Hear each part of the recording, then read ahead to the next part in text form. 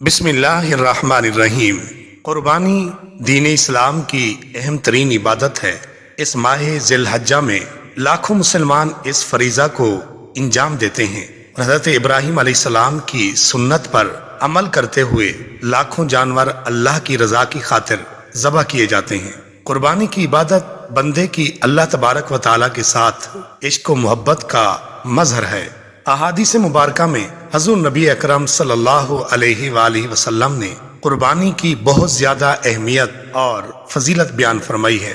چنانچہ حضرت زید بن ارقم رضی اللہ تعالی عنہ فرماتے ہیں، صحابہ کرام رضوان اللہ علیہم اجمعین نے عرض کیا، یا رسول اللہ، یہ قربانیاں کیا ہیں؟ آپ صلی اللہ علیہ وآلہ وسلم نے ارشاد فرمایا، تمہارے باپ حضرت ابراہیم علیہ السلام کی سنت ہیں۔ صحابہ کرام رضی اللہ عنہم نے عرض کیا، یا رسول اللہ، ان میں ہمارے لیے کیا ثواب ہے؟ آپ صلی اللہ علیہ وآلہ وسلم نے ارشاد فرمایا، ہر بال کے بدلے ایک نیکی ہے۔ عرض کیا، اور اون میں؟ آپ صلی اللہ علیہ وسلم نے فرمایا، اس کے ہر بال کے بدلے بھی ایک نیکی ہے۔ ناظرین، اس حدیث مبارکہ میں حضور نبی اکرم صلی اللہ علیہ وآلہ وسلم نے قربانی کرنے کا کتنا عظیم ثواب بیان فرمایا ہے کہ جانوروں کے بالوں کے بقدر، جو کہ گننا ناممکن ہے، بندے کو اللہ تبارک و تعالی نیکیاں عطا فرماتے ہیں۔